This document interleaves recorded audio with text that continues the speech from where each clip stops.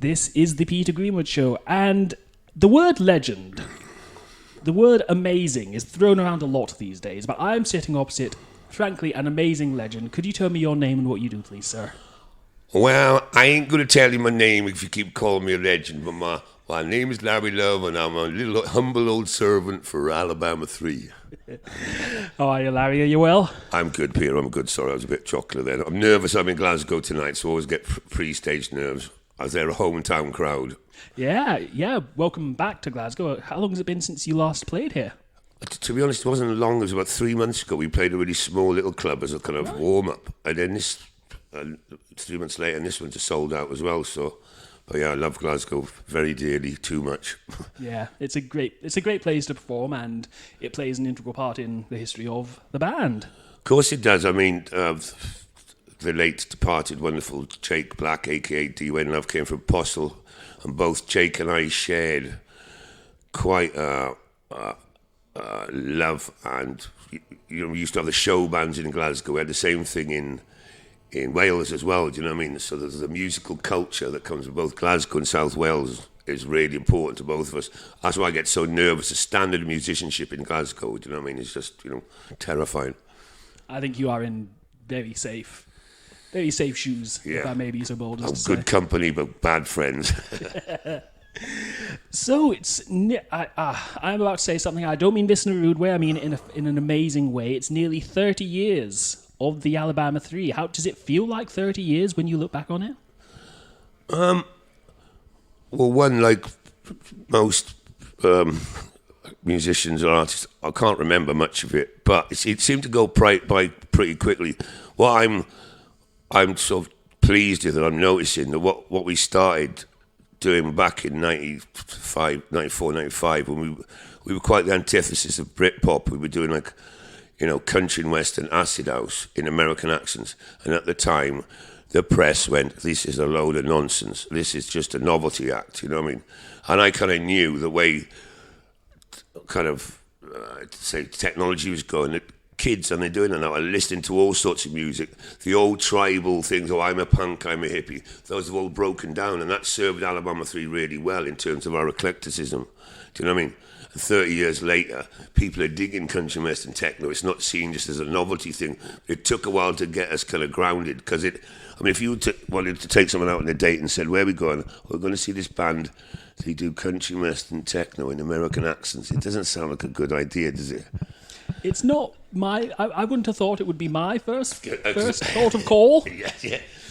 It took a long while to get people but we were very committed. I was very into blues and country and gospel and stuff like that. So and also techno music. So we just merged the two together, and it seems to have kept us on the road, you know what I mean? Keeps you moving and shaking. Moving and shaking for the great Lord Elvis Presley. I want to ask a little bit about the songwriting process, because with the American influence, was there a lot of Elvis that came from that? When you got together as a band, was Elvis part of that, and who else inspired you? Elvis was very, just for his amalgamation, his impeccable amalgamation of sort of rockabilly, blues, country. What I got with Elvis, and I was brought up a Mormon, and the Mormon is all American hymns, the same sort of hymns. Elvis had been singing. So I grew up in a very religious background. I used to help my mum. She played piano in the chapel. So I grew up in the gospel end of sort of Elvis. And then Jake Black was more into the rock and roll thing. But yeah, gospel, I come from in South Wales. The chapel's there. Wales is the land of songs. So that was very much a kind of an inspiration. And then, of course, when I was 18, I started listening to Robert Johnson. I realised there was another side to gospel music. Meet the fella at midnight at the crossroads and sell your soul and all that shit. I love that. I just love the feeling of kind of gospel music. But this is just where I come from looking at it. I love the performance of it. Like, it really gets into people. And is that something that happened to you with it? Oh, totally. I remember one of the first gigs I went to see was the Mormon Tabernacle Choir in the Royal Albert Hall. But I really felt the power. And then I started hearing really cool gospel, black gospel, like Mahalia Jackson, Sister Rosetta Tharpe and all that. And I kind of, the potentiality for it. What I like as well, and we've always gone for this kind of preacher, kind of crowd congregation. And it's really nice to hear our audience singing along now as a congregation. There's something about communal singing, which is not just good for the to listen to, but to participate in. Do you know the medical efficacy of music and singing together is, it's becoming more and more obvious to medical practitioners now. We're involved in this thing called the Swan Song Project, where my friend Ben is based in New York, and what they do, they'll go in, people palliative care, they might have 6 months or a year to live, but he'll kind of go in and they start talking to the family, and if they're up to go, right, well, Uncle Johnny, what was he like as a kid? And he'll get these stories, and the family will write a song together around his bed. And so towards the end of his life, they've wrote a song for him, do you know what I mean? And it really brings the kind of family together, and it's a beautiful kind of thing to do, you know what I mean? That is really lovely, and it's got something for the family to keep as well afterwards. Totally. And it keeps them occupied, and the music kind of, is the bond, That is really incredible. So when did the band come together as Alabama 3? Do you remember the moment when you decided to come together with that? It was about 1991, 92, when we were doing sort of, I was messing around with Akai samplers and 303s and stuff like that, but then we started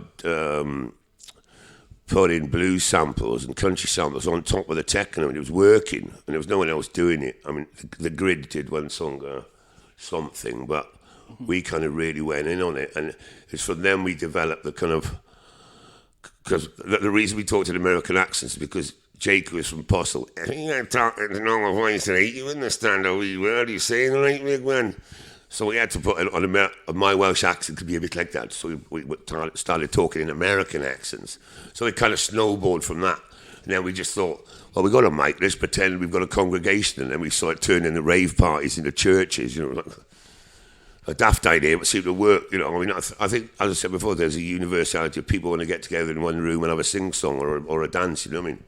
Yeah, and it's like what you said earlier, if you remember it, you weren't there kind of thing. So that's kind of how you all kind of bonded and vibed as a band? Yeah, totally. I mean, we toured extensively. We started off, really, we didn't play any gigs in London. We were taking the sound system out to Italy.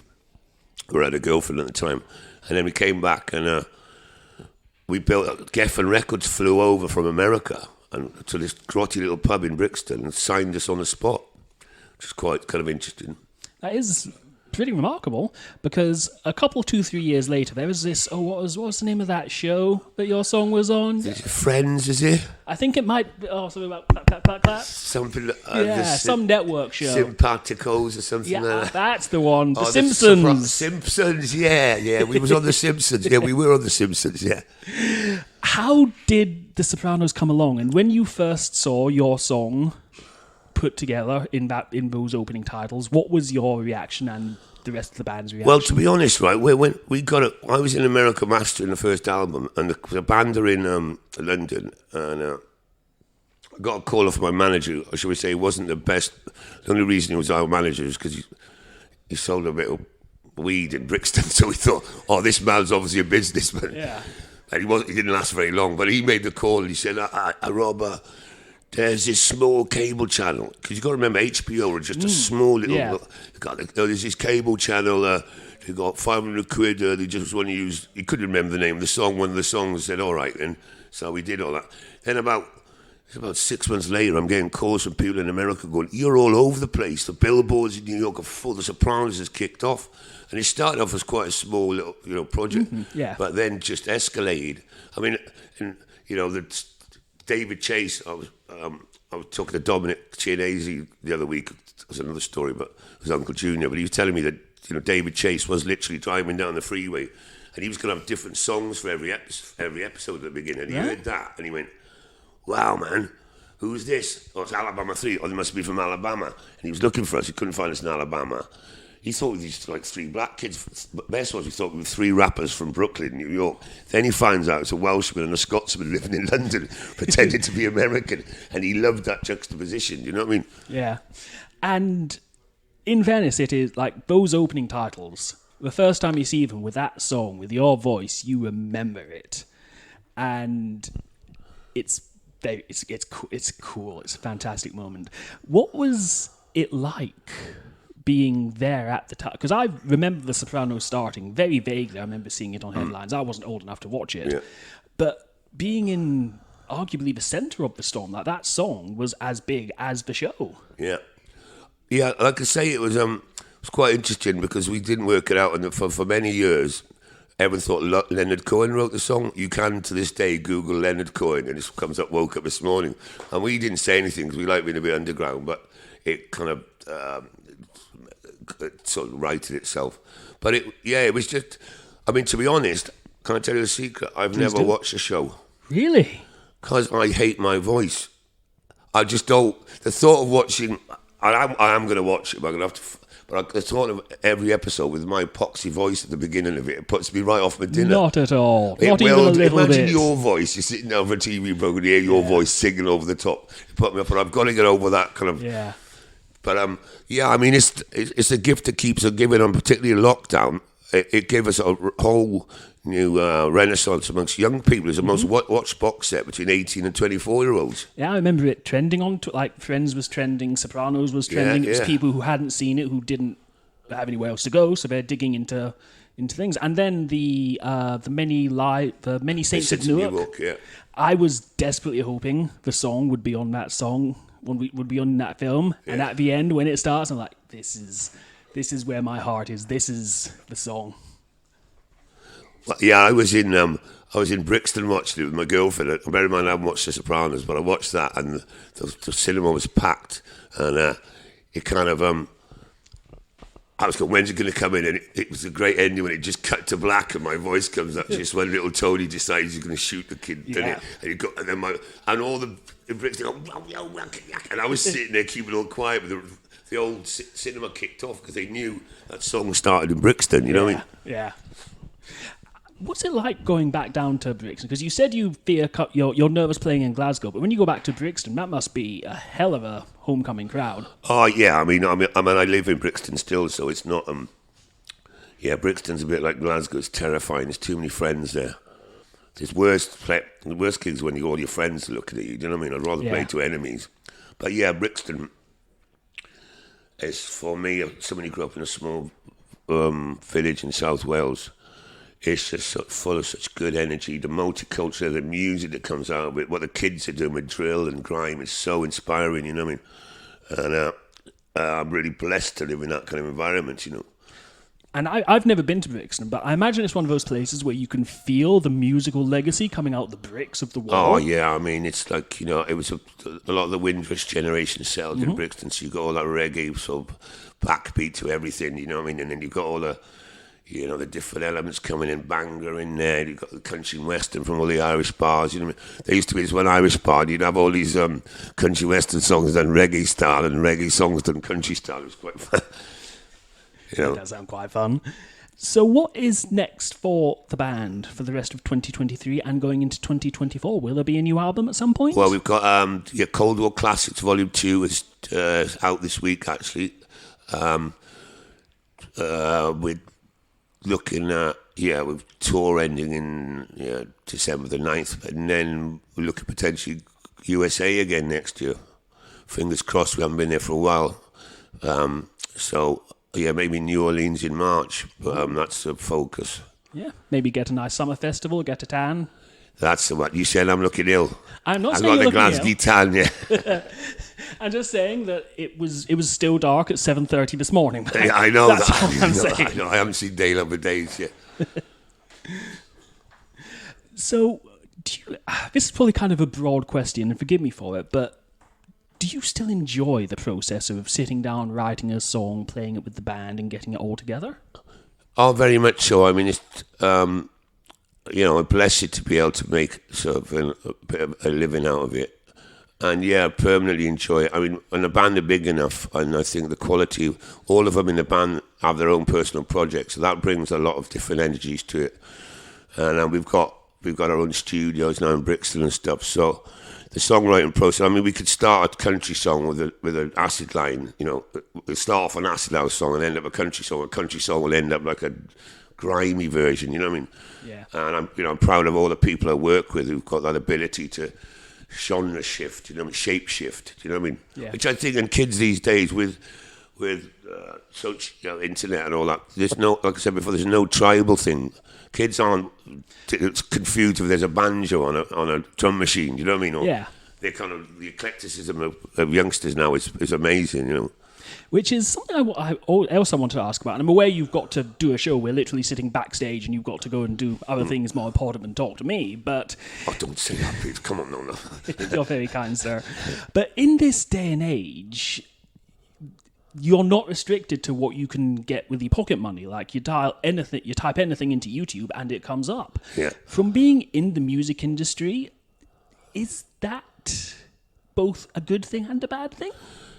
Yeah, you've hit the nail on the head. It's a good thing and a bad thing. I mean, the whole kind of monetary redistribution of wealth is very weighted in the industry's favours. Do you know what I mean? Yeah. And they're not doing. It's not just musicians saying that. The industry are actually saying it themselves.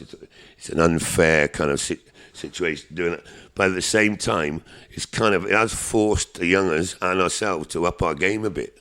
Because you either just go, all right, I'm going to give up doing music because there's no point, there's no money in it, or you work at other ways of, raising revenue, which means you have to do adverts and I do this thing where I do £50, I write out lyrics and frame £50 lyrics, just daft stuff like that, Yeah. Birthdays, bar mitzvahs, the lots, But there is also the freedom that you can do anything. You don't need to wait for a record label to say, yes, you've got, take the cash, go to the studio and do it. It's, if you get an idea at 3 a.m, Exactly, we can do that, and technology allows us. What technology gives, it takes away. Do you know what I mean? Yeah. Same time, everyone else is doing the same. Because the amount of records being released every week now is ridiculous. But no one's selling anything. Do you know what I mean? It's kind of that kind of contradiction is quite an interesting time for all of us.